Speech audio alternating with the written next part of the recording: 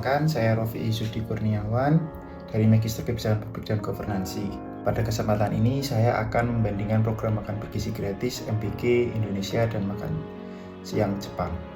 Program MBG sendiri adalah salah satu wujud transfer kebijakan dari negara lain yang sedang diimplementasikan di Indonesia. Analisis yang saya gunakan menggunakan pendekatan lesson drawing dari CHATROS sebagai alat untuk menganalisis transfer kebijakan lintas konteks. Lesson drawing sendiri didefinisikan sebagai metode untuk mencari pembelajaran dari program lain yang sedang berjalan di lokasi yang berbeda.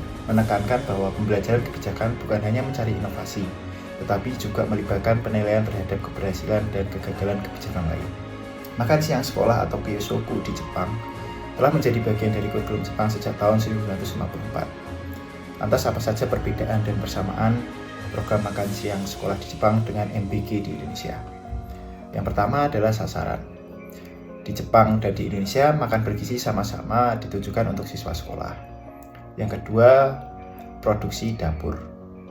Ahli gizi dari seluruh distrik sekolah di Jepang berkolaborasi untuk menu makan siang setiap harinya berdasarkan pedoman diet dan target gizi yang ditetapkan oleh Kementerian Kesehatan Jepang. Ahli gizi kemudian mengawasi persiapan makan siang setiap harinya di dapur sekolah, menyesuaikan menu untuk kebutuhan khusus di sekolah masing-masing.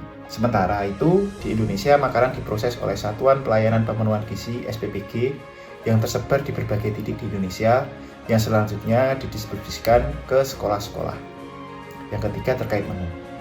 Jepang sangat memperhatikan keseimbangan gizi para siswanya. Maka dari itu, menu makan siang bervariasi setiap harinya dan bukan hanya sandwich biasa atau semangkuk nasi, karena nutrisi dan keseimbangan gizi dipikirkan dengan cermat.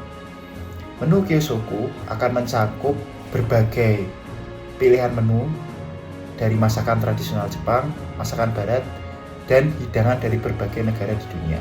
Kyosoku biasanya terdiri dari paket nasi putih yang dimasak, hidangan utama, lauk, dan sup. Kemudian disertai dengan hidangan penutup dan susu. Berbeda dengan Jepang, menu makan bergizi gratis di Indonesia lebih banyak merupakan makanan khas rumahan dengan daging ayam dan telur sebagai sumber protein. Selain itu, menu MBG juga tidak begitu variatif. Yang keempat, dari segi pendidikan gizi. Banyak ahli gizi sekolah di Jepang telah memperoleh mandat mengajar formal untuk membantu memfasilitasi program pendidikan makanan yang disebut Shokoiku.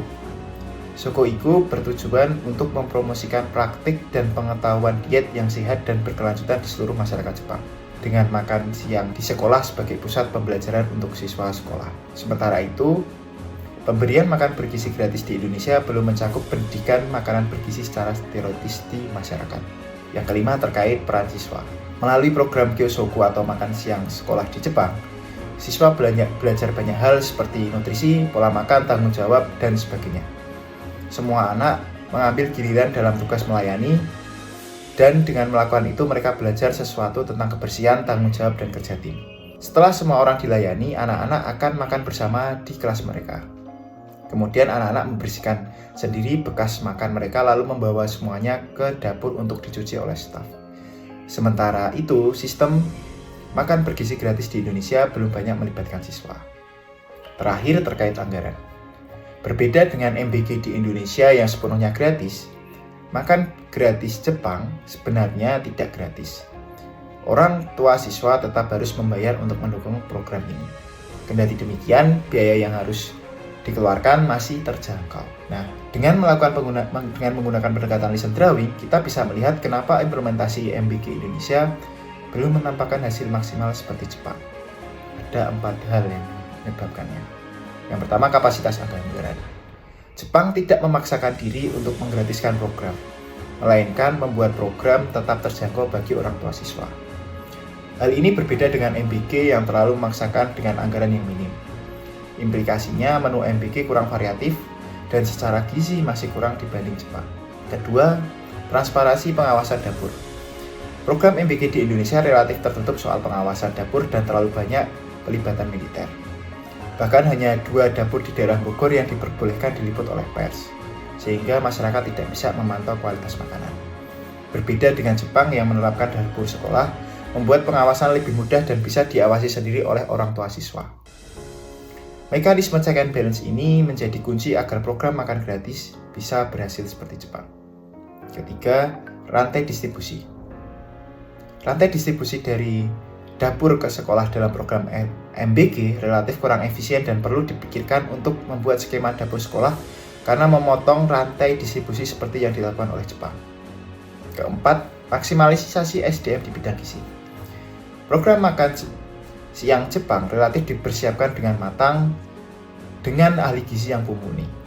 Berbeda dengan MBG di Indonesia yang mana masih terdapat banyak kasus keracunan disebabkan ahli gizi belum optimal dilibatkan oleh pemerintah. Kesimpulannya, program MBG perlu dirombak dan meniru apa yang dilakukan oleh Jepang terkait dengan anggaran, transparansi, rantai distribusi, dan maksimalisasi SDM di bidang gizi.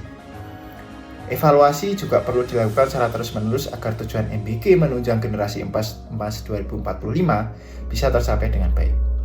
Sekian video dari saya, kurangnya mohon maaf, semoga bisa bermanfaat bagi kita semua.